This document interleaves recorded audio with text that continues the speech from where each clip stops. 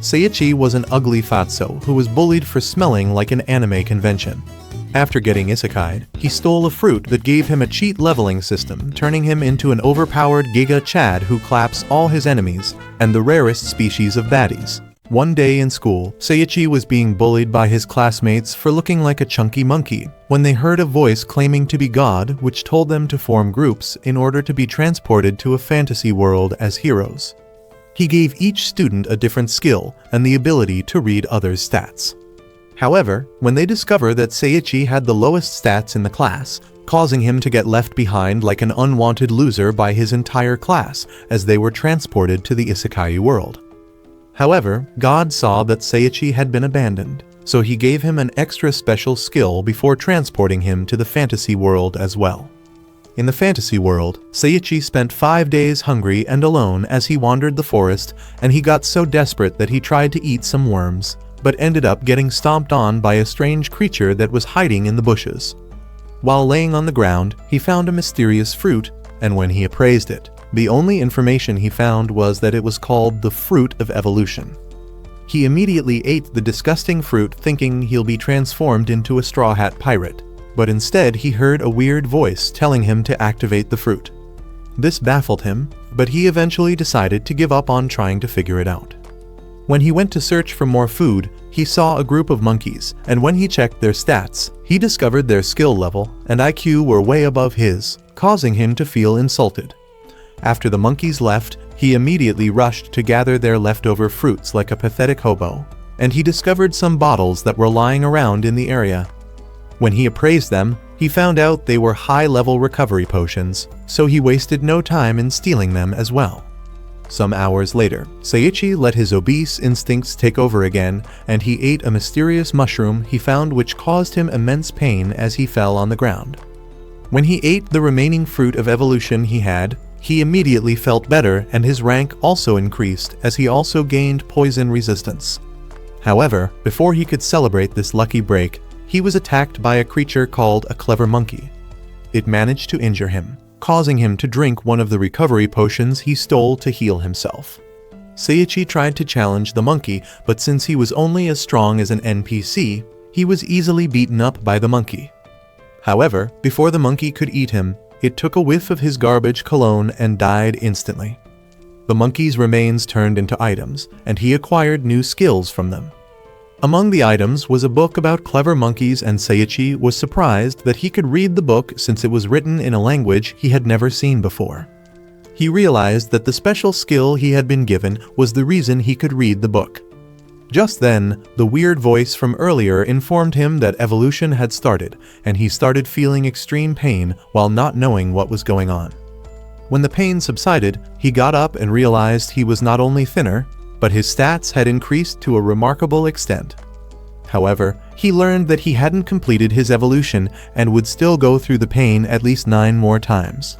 This didn't annoy him more than the fact that he was still at level 1 despite defeating a monkey that was at level 120. Seiichi spent 5 more months in the forest, and he utilized the knowledge he had gotten from the clever monkey to survive. He defeated a creature called an acrowolf that was a level above 300 and acquired new skills as well as a legendary water spirit's dagger. Afterwards, he picked up the book containing the acrowolf knowledge and found a spot that was hidden on the map, which made him remember that it was the same way on the clever monkey book and decided to check it out later. He immediately went through another painful evolution, and when it was over, he wondered what would happen when he went through the final evolution. Just then, he realized he was surrounded by clever monkeys, but before he could react, a big red ugly gorilla with a pink flower on its head fell from the sky and demanded to have a one-on-one brawl with it. Despite all the solo leveling he'd been doing, Seiichi was still a coward, so he fearfully asked if he could decline, but the gorilla refused and assured him that the monkeys wouldn't interfere with the fight. Seeing that the deformed King was at level 700 only made Seiichi's fear worse, and when the gorilla threw a punch at him, Seiichi managed to dodge it. The gorilla started giving him some serious lovey-dovey eyes while saying how much it loved strong men, and that was when Seiichi realized it was actually a female, which made him feel disgusted by the fact that his Riz could only attract ugly gorillas. He used a slash attack which the gorilla easily dodged before throwing a punch that sent him flying into the forest. The gorilla was super impressed by the fact that he wasn't unalived by her special attack, so she said she wanted him to be her sugar daddy. However, Seiichi made it clear that he wasn't interested in a gorilla, but she still introduced herself as Saria while trying to act all cute and shy. He used a skill called Adamant Claw, which he got from the Acrowolf to attack her, but she easily jumped out of harm's way and used a skill called Air Thrust to launch herself at like a nuclear missile. Seiichi dodged her attack and hoped that the gorilla had taken itself out with her own crazy move, but she stood up and expressed how happy she was that he was able to dodge her attack. Seiichi then used the water spirit's dagger to amplify his water magic and activated a skill called Fall Disaster, which was meant to cause a flood that would drown Saria out. However, Seiichi was dumber than a doorknob, so instead of directing the water at Saria, he was hit by his own attack.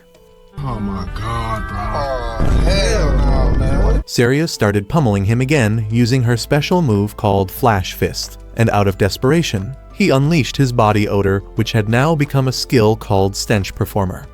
Instead of destroying her like it did to the clever monkey, the skill caused Saria to declare her love for him, and she followed up by asking him to marry her.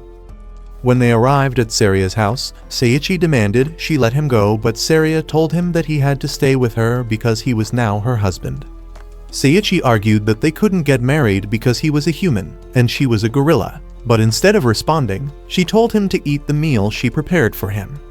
When he took a bite, he was surprised by how delicious it was, and Saria also presented him with some new clothes which she made for him, causing him to lose his mind as he couldn't believe how much of a perfect wife she was. He asked her how she was able to talk, and she told him she learnt from some books she found in a cave. When she showed him the books, he started reading them, and he surprisingly acquired some skills. Afterwards, Seiichi plotted his escape while Saria was fishing, but before he could make it far, he came face to face with a giant spider, which made him scream like a dumb coward. Saria immediately came to his rescue and sent it flying with a punch before asking a shaken Seiichi if he was okay. He was surprised by how worried she was about him, and this made him realize he'd been a shallow doofus for judging her based on looks. While they ate, Saria told Seiichi that she and the clever monkeys would go out to gather the fruit of evolution, and he denied knowing what they were despite the fact that he'd been gathering them like infinity stones. She informed him that eating 10 of the fruits would make someone overpowered, but eating 11 would unalive them. She also mentioned that she herself had already eaten 10, but someone had stolen the ones she had gathered to give to her future husband. Seiichi got scared when she said she'd destroy the thief that stole them, so he immediately begged for his life while admitting that he was the one that stole them. Saria forgave him, but said he had to marry her now that he'd eaten them. The look on his face made Saria ask if he hated her, and when he said no, she immediately pulled up in a wedding dress and begged him to get married. When Saria went hunting, Seiichi seized the opportunity to escape her home.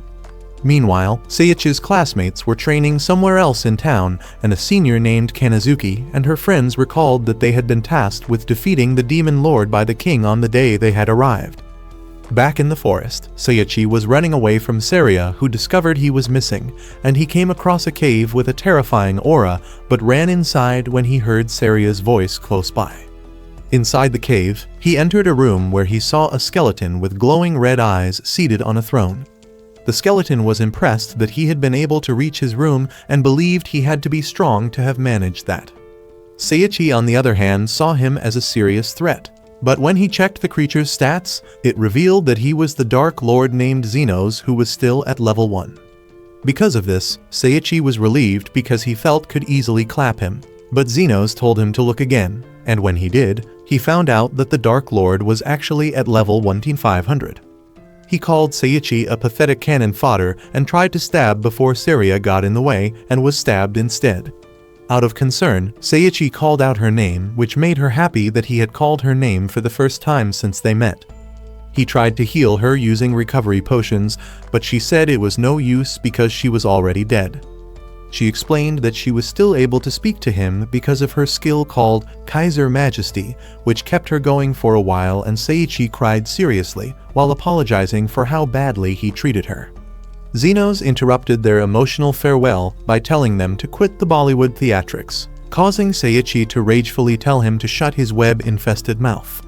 He charged at Zenos, but Zenos easily blocked his attacks, and while they fought, Seiichi told him how wonderful Saria had been.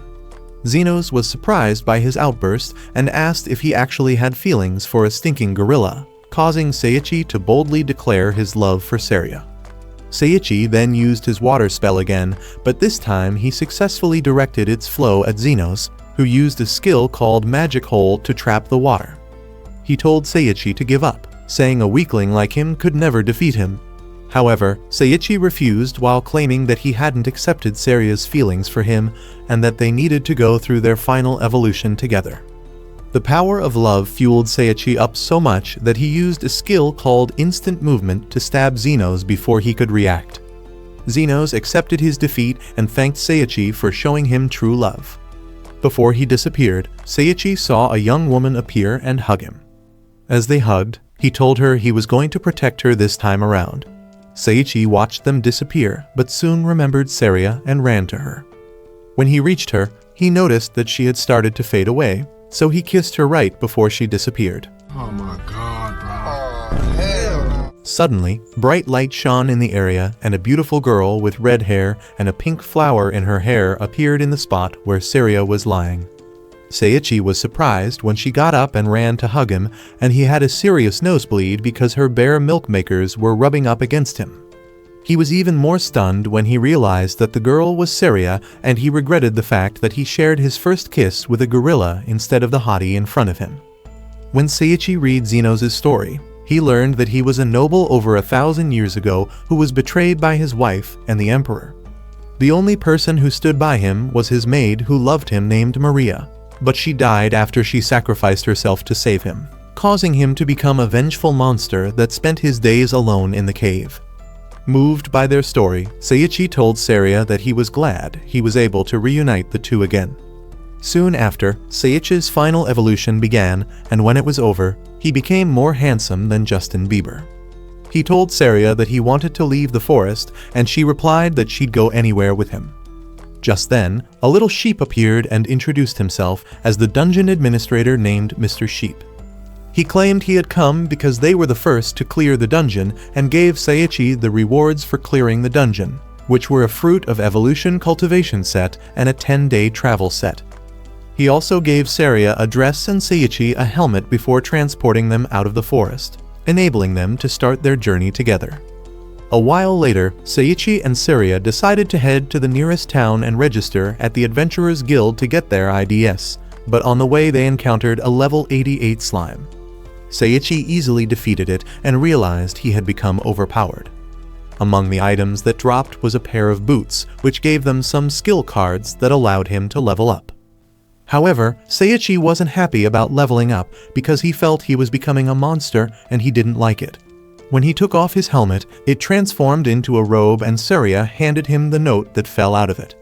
It was a letter from Mr. Sheep, and in it he explained that the helmet changed because Seiichi had leveled up and the robe had the ability to hide his true strength from others.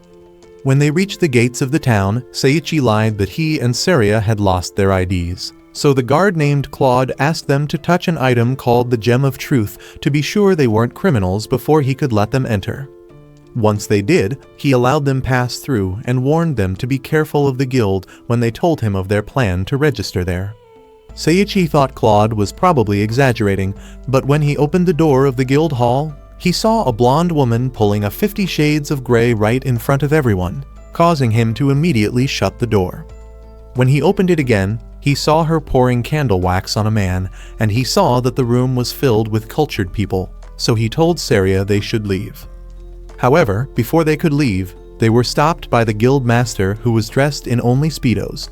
He introduced himself as Guskull, and Seiichi immediately realized that he was a muscle-headed idiot.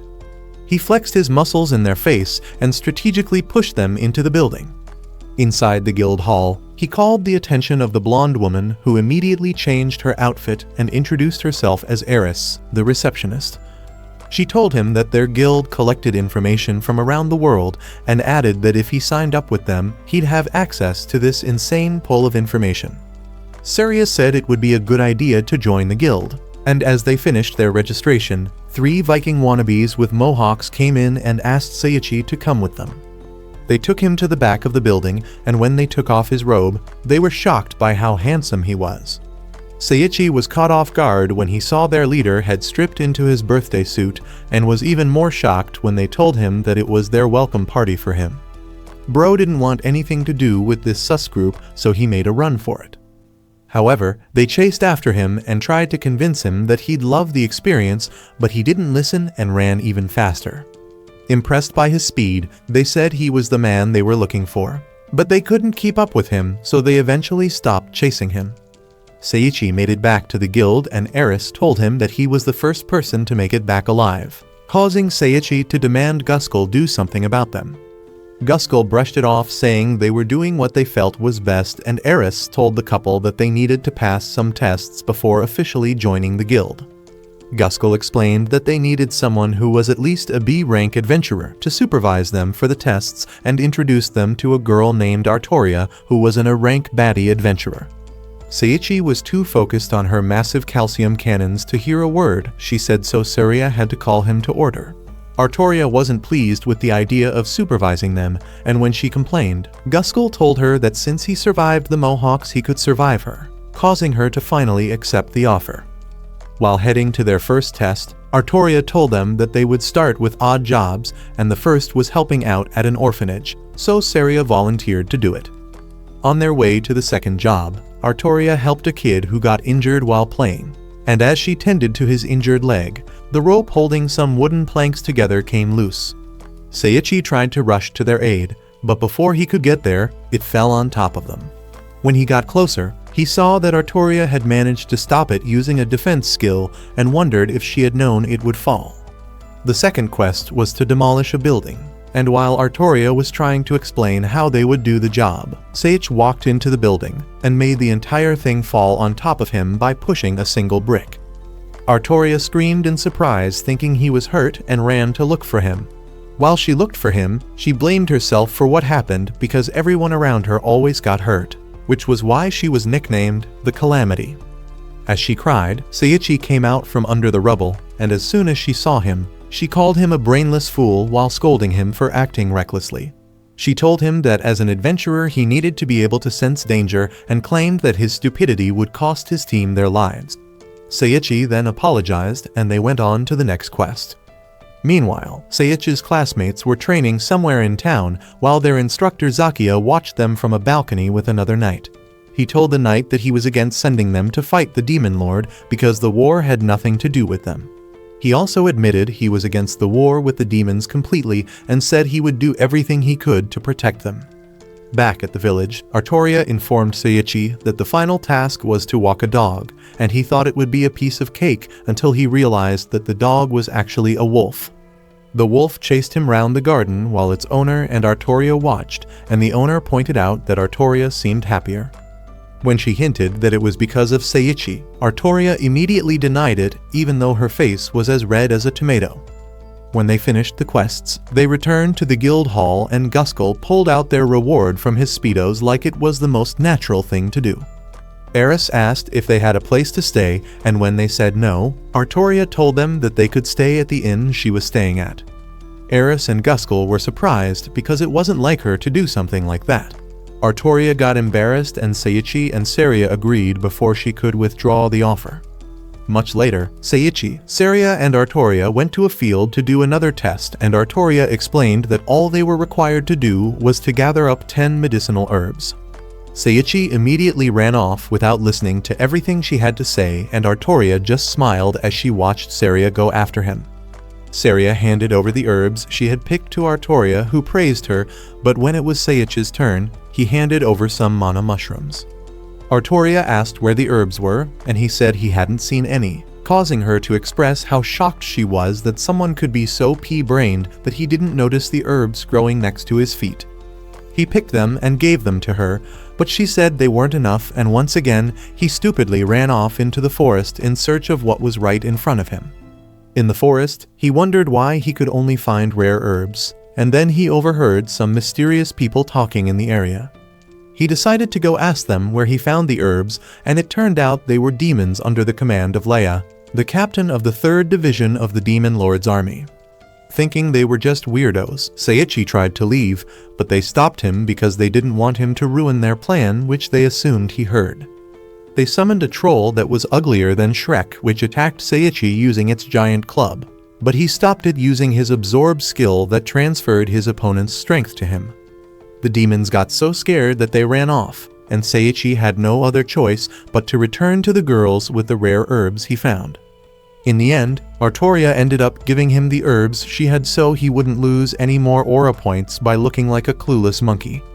Back in the demon realm, Leia interrogated the demon squad that had run from Seiichi, and they admitted that they had set up teleportation traps in the human realm that would take humans to the dungeon of the Black Dragon God. Meanwhile, Seiichi and Saria were waiting for Artoria so they could begin their final test, and they ended up running into Claude, who asked them to keep being nice to Artoria even after their tests were done. Just then, Artoria joined them and revealed that the final test was to defeat 10 slimes. When the test began, Seiichi tried to slash a slime, but it disappeared. Artoria checked out around and realized that there were teleportation spells set up all over the area, causing her to put the test on hold. She instructed them to return to the town, but then she accidentally stepped in one of the traps, causing Seiichi and Saria to quickly grab onto her while all 3 of them were teleported to the dungeon. In the dungeon, Artoria scolded Seiichi and Saria for brainlessly following them into the dungeon. Seiichi told her that his body had reacted before he could think, and Saria said she just wanted to help her. Moved by their determination, Artoria forgave them and handed something called a Gid stone to Seiichi, which she said would lead whoever had it to any missing member of their party.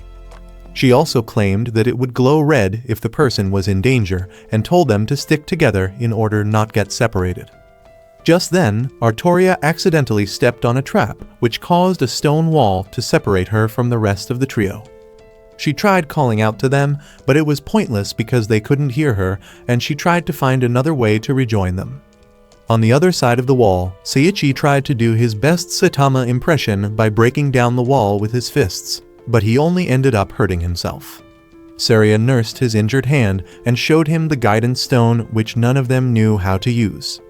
When Seiichi asked it to show the way, it flew towards the stone wall that had separated them in the first place. So Saria then suggested they take the path behind them and find another path to her.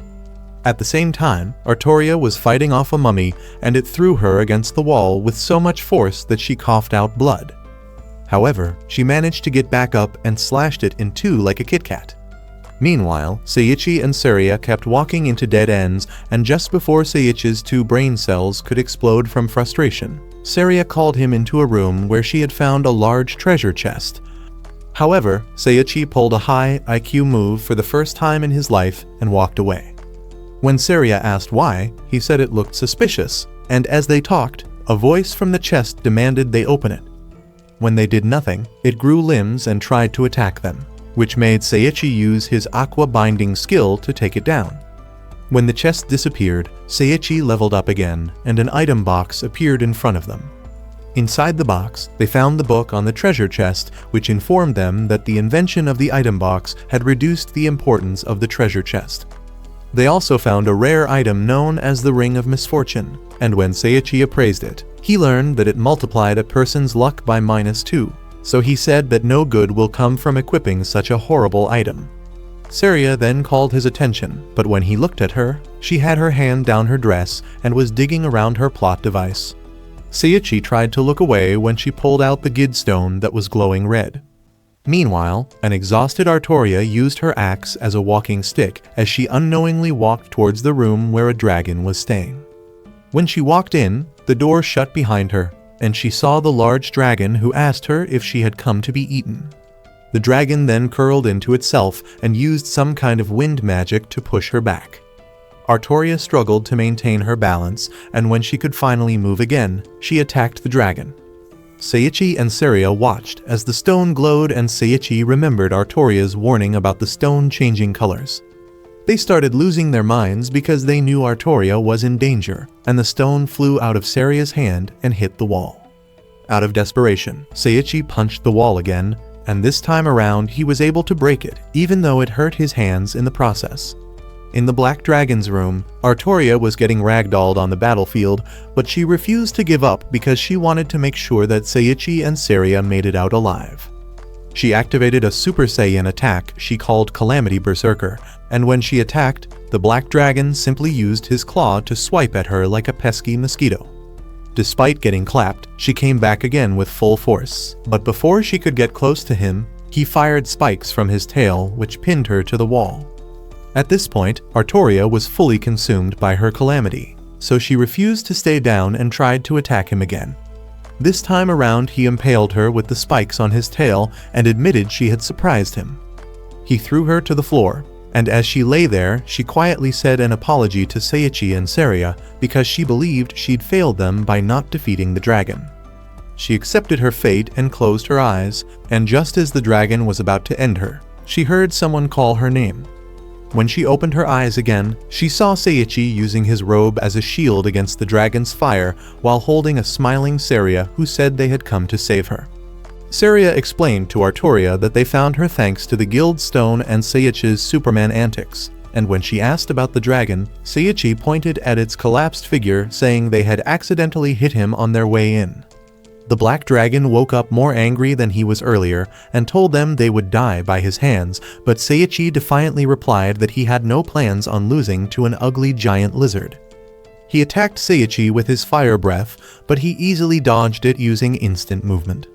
The Black Dragon was annoyed, and he clapped back by using a skill called Conquering Claws to throw a fireball at Seiichi, which he managed to block using his swords, but was pushed back by the sheer force of the attack. Seiichi used his advanced appraisal and discovered that the dragon was by far stronger than him since he was at level 5000. He managed to avoid getting hit by its tail using instant movement, but the dragon held him in place with a spell and used its tail to smack Seiichi into a wall. Seiichi wondered why his absorb and bind resistance skills weren't working, and the Black Dragon unleashed his ultimate skill called Hell Inferno, which made Seiichi think they'd be burnt to a crisp this time around. However, Saria called out to him and told him to use the skill he used when he fought her, so he used his Water Spirit's dagger to activate the Fall Disaster, which completely drenched both he and the dragon in water. At this point, the dragon was as mad as he'd ever been, and when he shot a fireball at Seiichi dodged, but he was once again held in place by the dragon's spell. As the dragon prepared to deliver his final blow, Seiichi willed his body to move and acquired an intimidation resistance skill. He then moved to attack the dragon, who was surprised that he had been able to release himself, and sliced him up before he could react. The Black Dragon couldn't believe he had lost to another human and lamented about his failed dream before disappearing, leaving behind an item box. As Seiichi wondered why the Black Dragon had hated humans so much, he leveled up and an excited Saria pounced on him. When Saria asked if he knew the way out of the dungeon, he said they could check the items box for something that would help them. He acquired more skills as he touched the items and realized that if he ate the Black Dragon God's gem that he picked up, it would increase his stats and magic potency. In the items box, he also found an item called a Black Conqueror's long coat that was better than his former robe that got roasted by the Black Dragon. The last item in the box was the Black Dragon's biography, and from it they learned that he was once a guardian deity for humans until the greedy humans plotted to take him down so they could make powerful weapons from the Black Dragon's materials. The one who saved him was the Demon Lord, but he was defeated by the heroes the humans summoned. So with the Demon Lord dead, they sealed the Black Dragon in his dungeon, and he promised to get revenge on mankind. After reading his story, Seiichi cried because he felt sorry for the Black Dragon. Saria later pointed out that Mr. Sheep hadn't come even though he had cleared the dungeon, and just as Seiichi was about to respond, a smoke bomb exploded in his face, leaving him with an afro. A letter fell to the ground and Saria revealed that it was from Mr. Sheep. In the letter, Mr. Sheep congratulated Seiichi on clearing the dungeon, but also explained that even though he cleared the dungeon, He had failed to keep the Black Dragon alive so he could live peacefully with the Demon Lord. They went back to the field with a still unconscious Artoria in Seiichi's arms, and as they walked towards the town's gate, she woke up and demanded he put her down. Artoria then apologized for getting them caught up in her misfortune, and when she showed them her status, they were stunned to see that her luck was -2 million. She explained that she'd been known as the bearer of calamity since she was born, and that she brought misfortune to everyone around her. Seiichi asked if there was a way to break the curse and replied that there wasn't. When they got back to the guild hall, Artoria asked Eris what was going on, and she said they were gathering information to find their missing friends, causing her to get all teary-eyed because Eris had referred to her as a friend. Seiichi then gave an emotional speech on how she was important to them and how they didn't care about her bad luck curse, causing her to get overwhelmed as she ran off. Seiichi ran in pursuit of her, and in the demon realm, Laya informed her squad that the Black Dragon God had been clapped, which stunned all of them. Meanwhile, Seiichi was trying to find Artoria using the Gidstone when he ran into Adriana, the owner of the wolf he walked during the tests. She said she hadn't seen Artoria, and when he admitted to knowing about Artoria's predicament, she asked him to get closer to Artoria.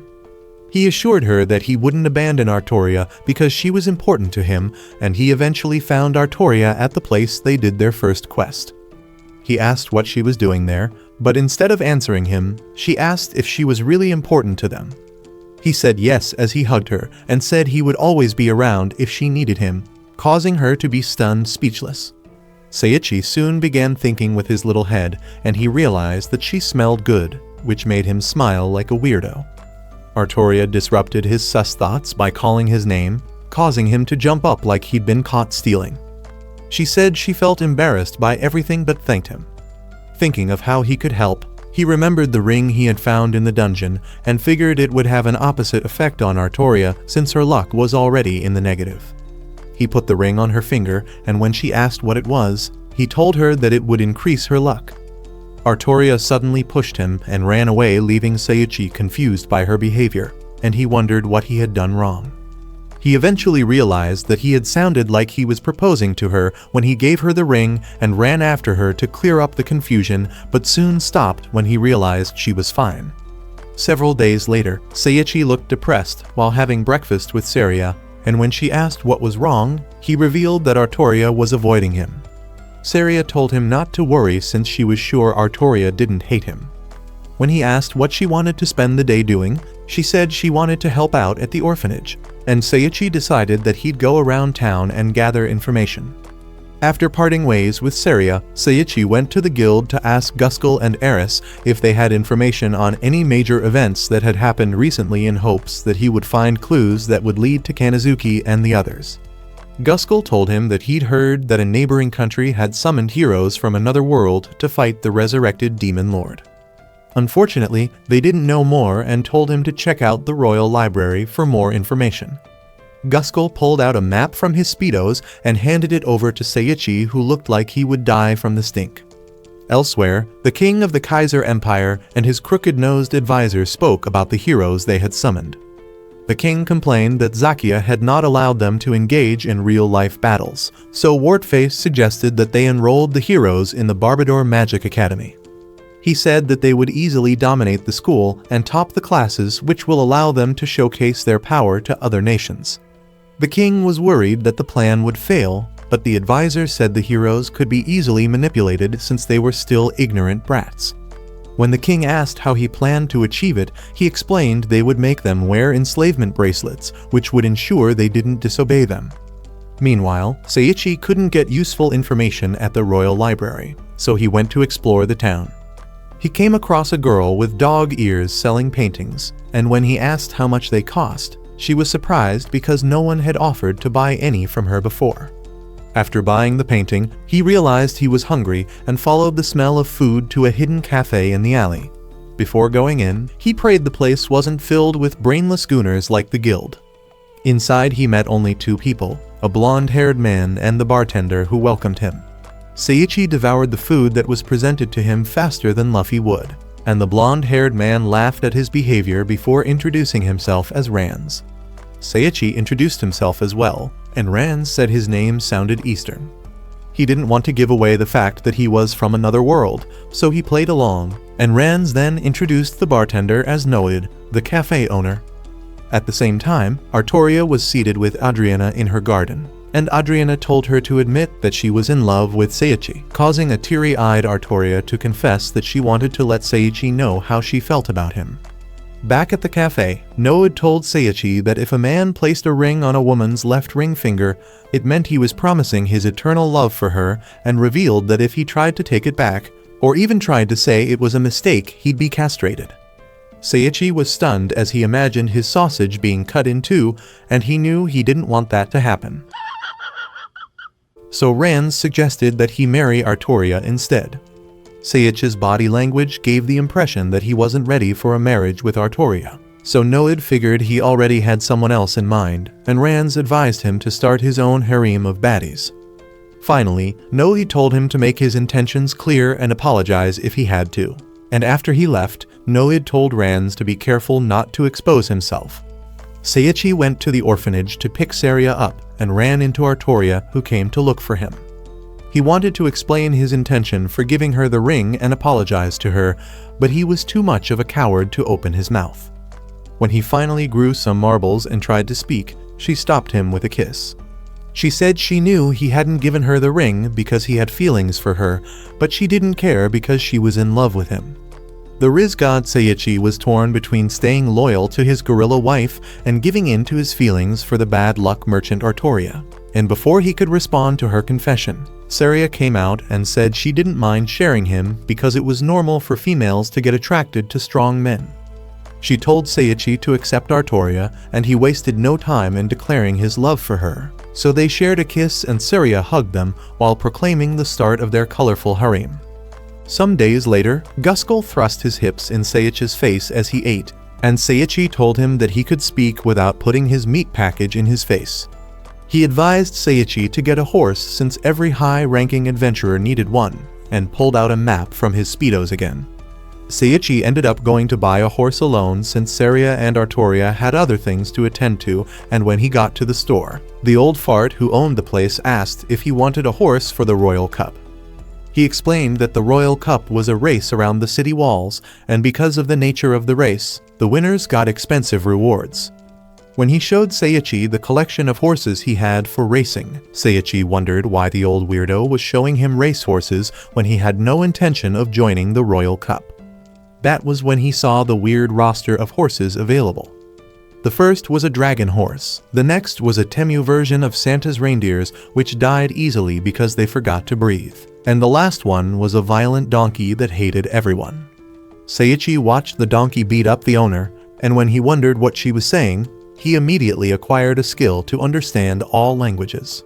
Seiichi called her a loud mouth when he finally understood what she was saying, and she noticed he could understand her, so she told him to come into her pen. As soon as he stepped in, she tried to kick him, but he dodged it easily, and her second attempt also flopped as he held up her hind legs. She eventually gave up and apologized to him before telling him that he was the one she had been waiting to serve all her life. She introduced herself as Lulun, and Seiichi told the owner he would buy her.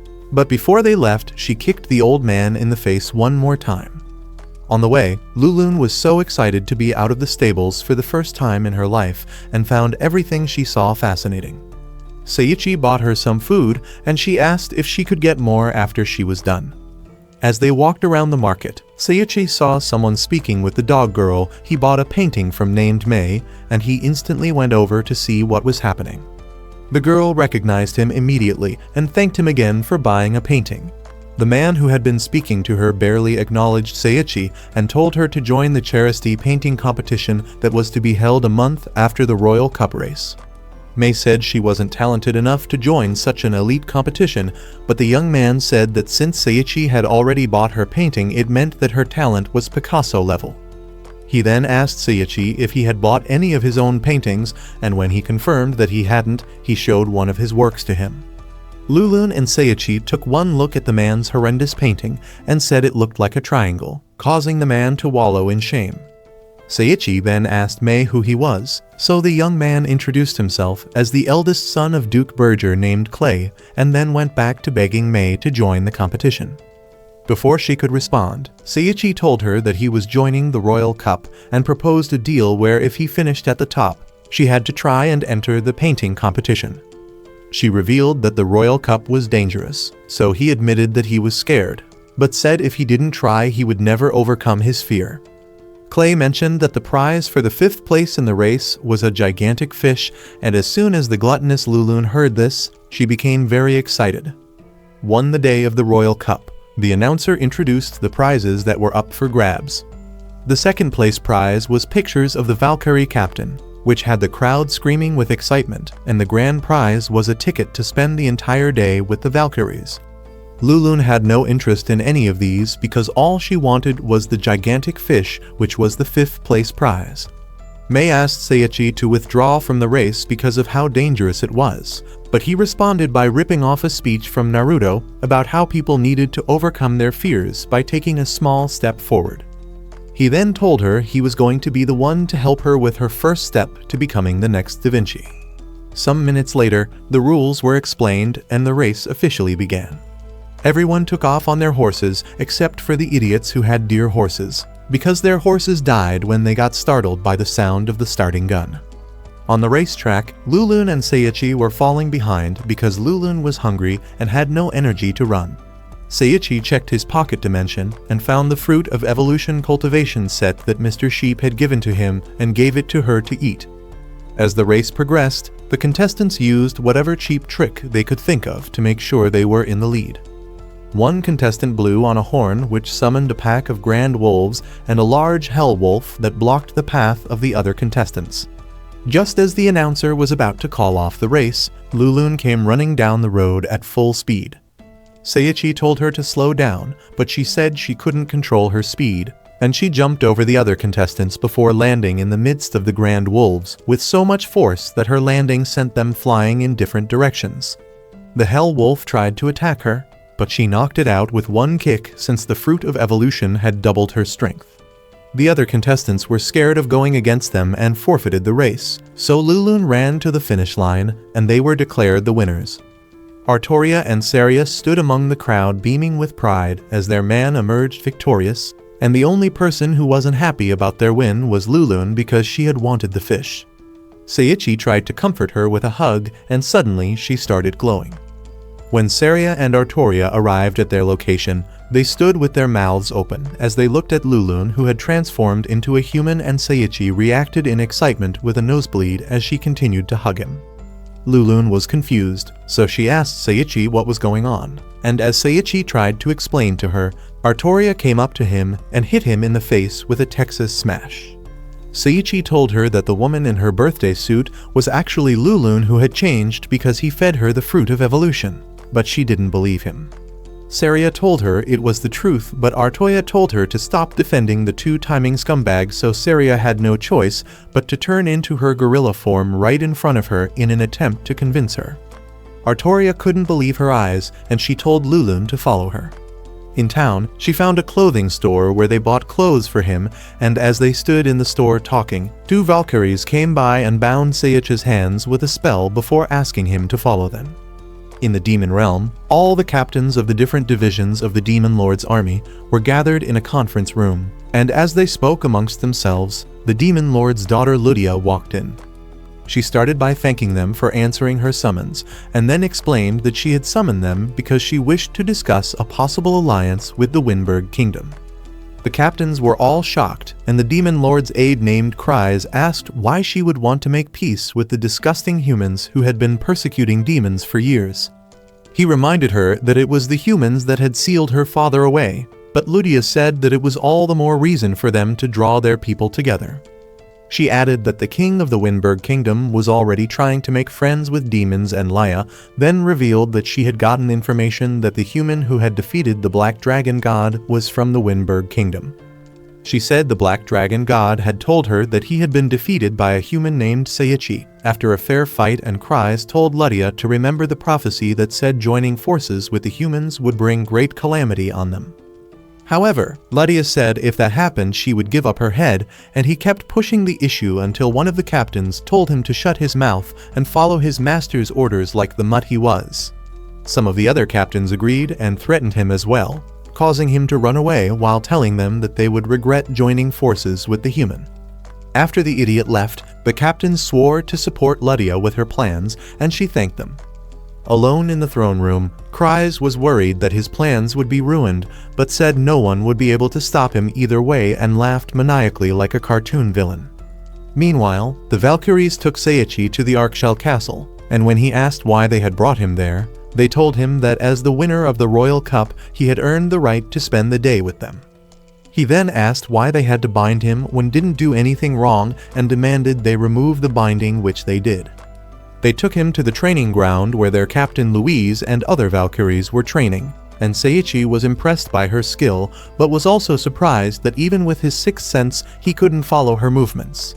Louise walked up to them and introduced herself to Seiichi before placing a sword in his hand as she asked him to have a sparring match with her. Meanwhile, Seiichi's schoolmates were teleported to the Barbados Magic Academy, and Kanazuki got into a confrontation with 3 other students who challenged her and her friends to a mock battle. When she refused to have the fight with them, they tried to intimidate her, but she slapped one of them, which caused them to back off, while advising her to watch her back. Back at the training ground, Louise attacked Seiichi, but he easily dodged. She was surprised he was able to dodge the attack, but Seiichi assured her that he was having a harder time than she thought. She told him she would use her full strength with her next attack before unleashing a flurry of attacks on him, but he was able to dodge them all. When she was about to land her final attack, Seiichi acquired additional skills which allowed him to easily dodge it, and he kicked her sword out of her hands, making the Valkyries shocked that a disgusting virgin just put their captain on fraud watch. Seiichi himself couldn't believe what happened because his body had moved on its own, and Louise expressed her desire to have him as a master who would take care of her. Just then, another Valkyrie asked Seiichi to come with her because she had something to tell him, and together they left the training room. In some other part of the castle, the king was preparing for a bath but was unaware of the assassin that watched him through a hole in the ceiling. The Valkyrie that Seiichi had followed out of the training room told him that Louise was born without any magic or skills, but Seiichi found it hard to believe her because the captain he just fought had skills that could body many Bleach characters. She revealed that Louise had the ability to recreate any swordsmanship she saw and said the only person that could match her was the Black Paladin. Before she could spill some more info, Louise walked in and apologized to Seiichi for calling him master without his permission before thanking him for saving her. Seeing that he was confused, she explained that because of her talent people were scared to be friends with her, and so she was all alone and had no one to call friends. Seiichi could relate with her because he too had once led a sad, miserable, and lonely life, and he agreed to become her master. She thanked him, and he said he wasn't sure he could teach her well, but she told him not to worry because she would just copy whatever he did. Louise suggested they should go to train, but before they could, they heard a loud scream in the area, which they ran to investigate. They saw a maid who informed them that someone had attacked the king. Louise asked Seiichi to go home, and he tried to be a typical shounen main character by offering to help, but they refused. Instead of doing what he was told, he used the skill called World Vision to locate the culprit and discovered that the assassin was just a snot-nosed brat. Seiichi continued to track the assassin's movements, and when he checked her stats, he learned her name was Olga. He also learned that she was enslaved, and when the assassin jumped down from the roof, Seiichi confronted her. She tried to destroy him, but he easily caught the knives she threw and gained a reflex defense skill which made his body react with speeds that Minato could only dream of. Suddenly, his reflexes kicked in, and he threw the knives at her, which she couldn't dodge as they pinned her to the wall with her robe. Seiichi was relieved that she wasn't hurt, and he apologized for folding her in such a crazy manner. When he went up to her, she got free and tried to attack him again, but he easily dodged. Seiichi tried to question the Chibai runt, but she didn't give him the chance as she kept coming after him. He eventually knocked her out, and when Louise and the Valkyries came in, he told them she was the one who attacked the king, which shocked them. Louise told him to hand the girl over to a girl named Lorna to be interrogated. But Seiichi wasn't convinced that Lorna could get the job done because of how goofy she looked. However, Louise assured him that she was the best because she learnt all her interrogation skills from Eris. But Seiichi still felt uneasy because he knew Eris was someone with more than a few screws loose in the head. When Seiichi asked how the king was doing, Louise revealed that he wouldn't wake up because the knife Olga had used on him was one carrying a curse called eternal slumber. She explained that whoever was cursed with eternal slumber would never wake up, and Seiichi wondered if he could do anything to help. He then asked them to take him to the king, and when they got to the king's room, Seiichi was surprised to see that the king was Rans, the man he had met at the cafe. Louise introduced Seiichi to the head of the kingdom's magic division, who happened to be her brother Florio, and he told them that he had used healing magic on the wound, but was unable to remove the curse, causing the Valkyries to become worried because they thought they would not be able to save the king. They pleaded with Seiichi to help them save the king, and since he had a magic creation skill, he tried to create a spell that would heal the king. While trying to visualize what he wanted in the spell, Seiichi's mind kept imaging the dumbest things, and all he could do was say "get better." He kept repeating the words until he accidentally said it out loud, and surprisingly, his skill kicked in and created an invert magic called "get better." The idiot had no idea what it meant and was surprised it actually worked. Just then, the king woke up and was surprised to see Seiichi there. Florio revealed to him that Seiichi had saved him by undoing the curse that had been placed on him, and the king thanked him before promising to give him a reward. However, Seiichi refused, which made Louise ask him to drop the Isekai'd act and ask for something he wanted. Meanwhile, the king of the Kaiser Empire sent Kanazaki and the other heroes to the Barbador Academy in order to intimidate other nations, and when they got there, they discussed how the heroes were the most hated people in the academy when the three scumbags who had challenged them before interrupted them.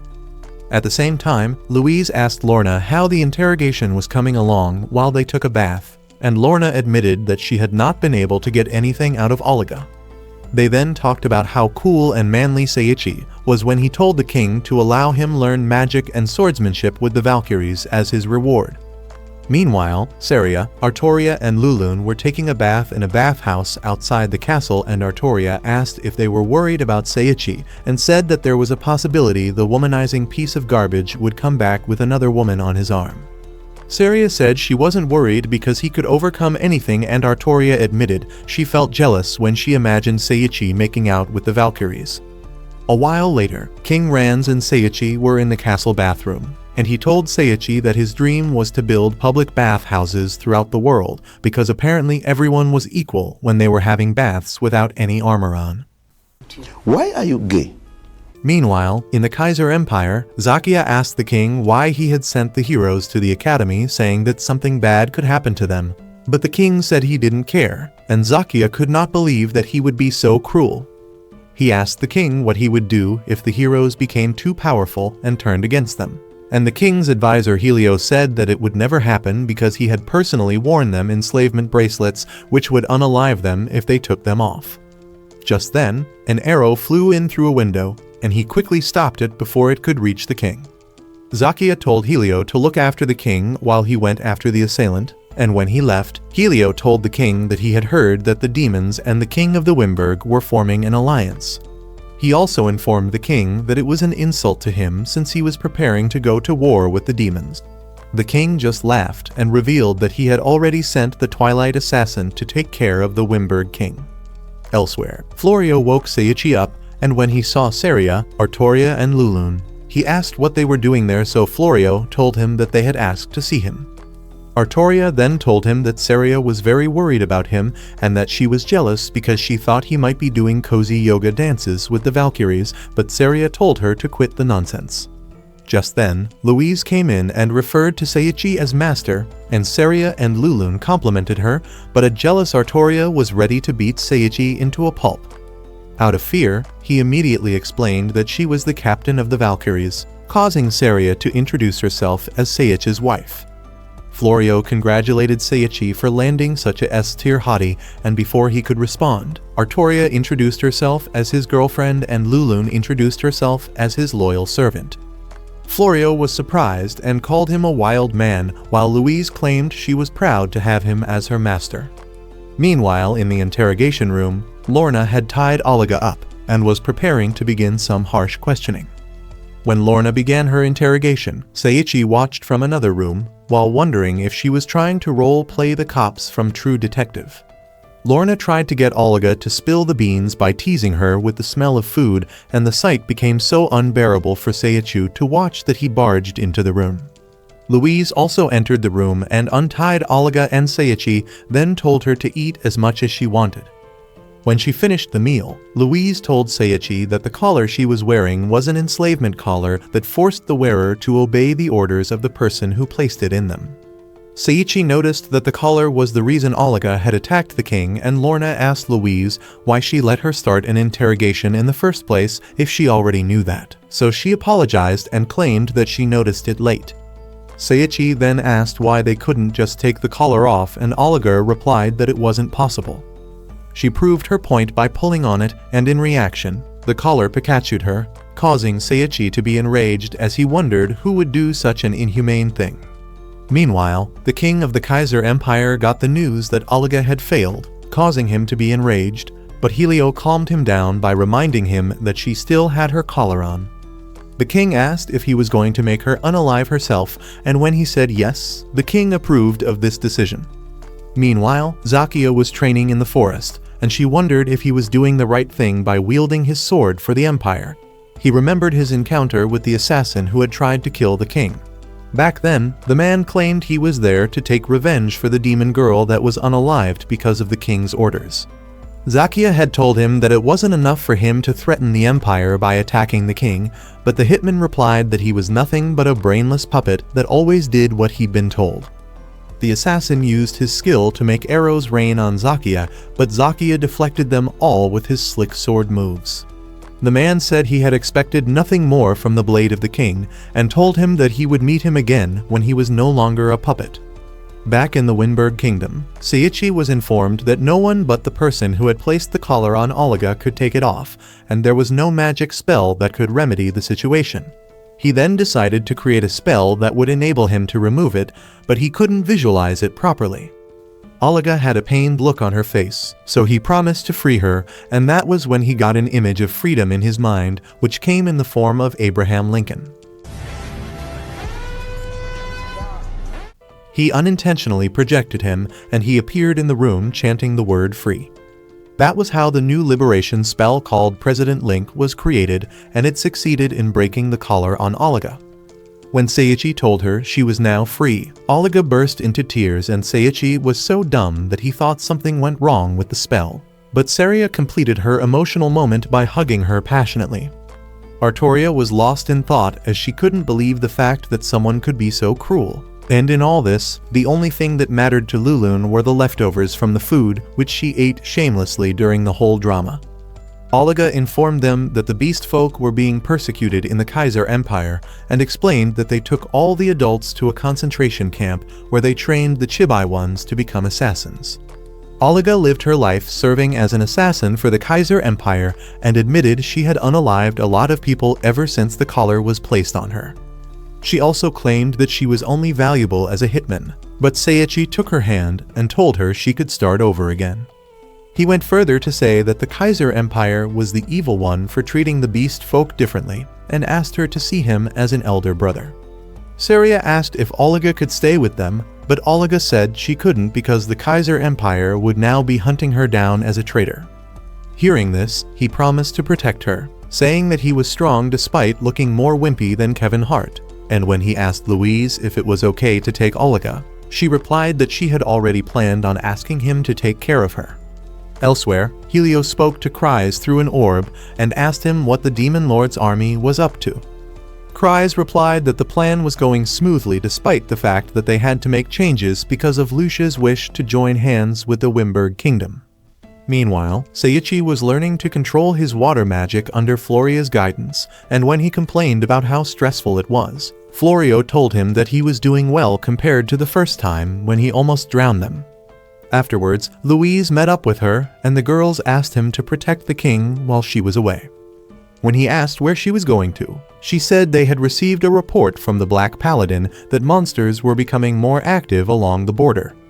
Because of this, she and the Valkyries were going to assist him in handling the situation. He agreed to her request, causing her to thank him, and when the Valkyries were ready to leave, Seiichi and the others came to see them off, while promising to handle things while they were gone. Much later in the castle, Seiichi was lamenting about how monstrously overpowered he was becoming, and he suddenly heard Guskull's voice. He also noticed Eris in the area, and when Seiichi asked what they were doing there, Guskull explained that they had escorted someone to see the king. When someone who looked like a Walmart Frodo walked up to them, Florio recognized him as the holy mage Barnabas, and when Seiichi asked who he was, Florio revealed that he was the only mage to have mastered all kinds of magic. He then spent the next several minutes feeling out over his mage idol and lost his cool when Barnabas said he knew who he was. While they spoke, Seiichi wondered why such an esteemed person had come to see the king. In the throne room, King Rans welcomed Guskull and Eris, and when he saw Barnabas, he was asked why he hadn't informed him of his plan to visit. When Seiichi asked what their relationship was, Florio revealed that Barnabas had been the king's teacher. Rans asked why Barnabas came, so he revealed that it was because the Isekai'd heroes brought nothing but trouble ever since they joined the academy. Before Seiichi could confirm if they were his classmates, a knight arrived to inform them that a horde of monsters had appeared in the forest and were causing havoc in the capital city. He also reported that there were about 5,000 of them, and they were all Elden Ring boss level, causing Rans to panic. However, Barnabas said he had nothing to worry about because they had the mighty Valkyries, but Rans informed him that the Valkyries had gone to defend the border. At the border, Louise was surprised by the number of monsters that had gathered, and the Black Paladin told her that he had destroyed a large number of them before they came. Given that the monsters were still rising in numbers, Louise suggested they used an all-out attack that the monsters couldn't recover from before leading her Valkyrie warriors to battle. As the battle raged on, she was informed that monsters had invaded the capital city, and Helio giggled as he watched the chaos unfold in the human realm. Meanwhile, the gang watched the monsters march on in the city, and Artoria admitted that in all her years as an adventurer, she'd never seen that many monsters at the same time. However, Saria was excited for the opportunity to throw hands again, and Lulun said she was scared because losing the city to monsters would mean losing all of her precious food. Seiichi couldn't believe the gluttonous idiot was thinking about food at such a critical moment. But she laughed like a crazy person and said she'd fight to protect all the good food in the kingdom. Oliga called Seiichi's attention by pulling on his robe and offered to help them because she wanted to live happily with them in the city. Seiichi told her to make sure she didn't overexert herself and promised to pet her head if she did well. Aside from them, all the other weirdos from the guild were present in the area, and when they charged at the monsters, Barnabas told Seiichi to stay behind and watch the action unfold. Guskull used all of Hulk Hogan's best wrestling moves to bring down some of the monsters, while Eris tied some of them up with her whip, which she used to defeat them. The weirdos took the monsters down in bizarre ways, including the Flasher, who used the blinding light of his Excalibur on the monsters, and Claude was the only normal person among them. Even the Mohawks used some weird technique they claimed was passed down in their clan, and at that point Seiichi just had to agree that they looked as cool and bizarre as JoJo characters. He watched on as the cafe owner easily defeated a king beast, and King Rans said he didn't expect anything less from a former assassin. Saria was able to destroy some of the monsters using her gorilla arm, and Artoria used a freezing spell which allowed her to easily defeat the enemies that stood before her. Lulun used her powerful kicks, which she'd named Lulunelian Shot, while Oliga slashed through the monsters easily. And finally, Big Daddy Barnabas used a spell called Chaos Rain, which caused a rain of fire to fall on the monsters. Despite that domain expansion level attack, the monsters kept coming, so he used Chaos Tornado to sweep them away and managed to keep it from touching his allies in the process. Seiichi started to get optimistic about the battle. But just then, another report came informing them of another horde of monsters on the way, which were far more powerful than the ones they were already facing. It's payback time. As the monsters approached the battlefield, Barnabas claimed the horde was filled with his rank monsters, and at that point, the guild members and the knights who were fighting them were being pushed back. Seiichi thought about creating a wide-range spell to defeat the monsters, but the problem was that it could also take out his allies along with the monsters. After pondering about the idea for several minutes, he came to a conclusion and told Barnabas that he knew the ultimate spell to end everything.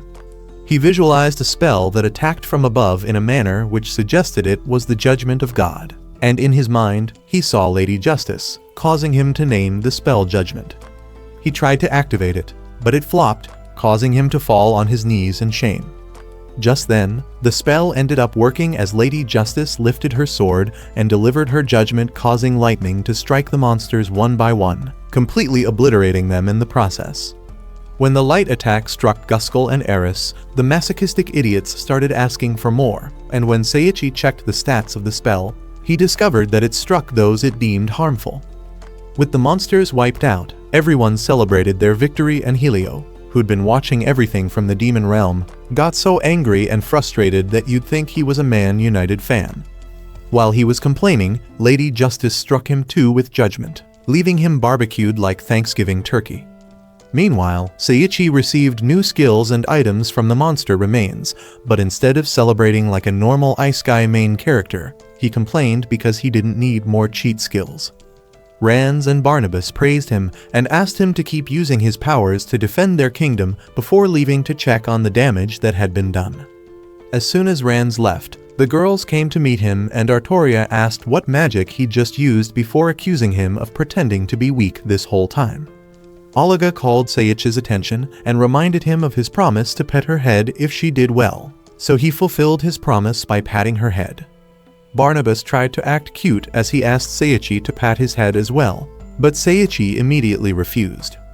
Barnabas got serious again as he asked Seiichi if he would become a teacher at his academy and confessed that he was impressed by the spell Seiichi used to wipe out the monsters. He then said that he knew it was a spell of his own creation and strongly expressed his desire to learn from him, even though Seiichi kept trying to refuse. Seiichi told him that he had promised Louise to protect the king and the kingdom while she was away, and added that he also couldn't bear to be away from his ladies. Barnabas then proposed that Saria could enroll as a student, while Artoria could come as a teacher, and even Lulun could either become a student or a martial arts instructor, but Seiichi still refused. However, the girls claimed they had no problem with it as long as they were all together, so he agreed to go with Barnabas once Louise returned. Since they still had time before Louise returned, Seiichi decided to take each girl out on a date. The first was with Lulun at a restaurant, and the greedy donkey pigged out on all the food she could eat. Next, he took Artoria out for shopping as well as the theater, and his last date was with Saria, but she asked if she could bring Olga with them because she felt bad leaving her alone. A while later, the three of them went out, and while they watched Olga play with other children, Seiichi thanked Saria for loving a pathetic loser like him. He professed his love for her and tried to kiss her, but the children noticed Saria was crying and called Seiichi a bad man. He tried to explain himself, but they lost interest in what he was saying and asked him to play with them. As they played, they noticed something floating in the sky, and on it were different pictures, which included one of May. At the town square, the charity painting competition was being held, and Seiichi and the girls went to watch with a lot of hype. The MC started introducing the contestants and their paintings, and the first was Clay, whose painting didn't move the crowd at all. Saria called it a pretty sun, and Lulun said it looked like an apple, and they were surprised when Clay revealed that the painting was the flames of a matchstick. May was called as the final contestant, and when she nervously unveiled her painting, Seiichi was shocked to see that she had painted him like a gallant knight sitting on top of a donkey. She explained that it was a painting of the man who gave her courage to enter the competition, while revealing the title of the painting was hero, which was the word she thought was best to describe Seiichi. May ended up winning the competition, and when Seiichi congratulated her, she informed him that Clay's grandfather had offered her the opportunity to go study in the city of art named Amuria. She asked if he would allow her to paint him as her first painting after graduating from the art school, and he instantly agreed before bidding her farewell as she left with Clay. Meanwhile, the Valkyries finally returned to the city, and when Seiichi welcomed them at the gate, Louise told him that she heard he would be leaving with Barnabas and expressed her desire to go with him. However, he reminded her that she needed to protect the kingdom and asked her to visit them sometimes. Back in the demon realm, Kryze was wallowing in depression when he got a call from the Demon Lord's apostles. As they spoke, the Demon Lord demanded to know why they were delaying in bringing him back, and Kryze informed him, while shivering like a dehydrated catfish, that the apostles were scattered across the world trying to gather the despair needed to sustain him. However, the Demon Lord claimed that it wasn't enough and demanded they offer him more despair, death, and misfortune so that they could bring about his return. A female apostle suggested they target the Barbador Magic Academy because it was filled with children of royalty from around the world, and Helio agreed to her idea. At the academy, Kanazuki remembered her conversation with another female student who had asked about Seiichi. She said he had once saved her and she wanted to repay him. Finally, the day came, and Seiichi and the girls left the city for the academy, while their friends from the guild along with King Ranz and the Valkyrie all came around to bid them farewell. On their way to the academy, Barnabas asked Seiichi if he missed the city, and Seiichi replied that he loved the city so much that he would surely return one day. Their cheerful conversation was interrupted when something dropped on the roof of the carriage. When Seiichi checked it out, he saw a guy dressed like a Marvel character from Temu.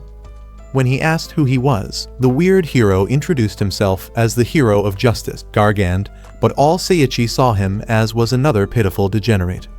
If you were Seiichi, who would you prefer losing your virginity to? The monkey girl? The donkey girl? Or the Valkyrie? Or maybe some of you even prefer deranged baddies like Eris? Let us know in the comments. That's all for today's video. If you like anime recaps like this, check out this video here.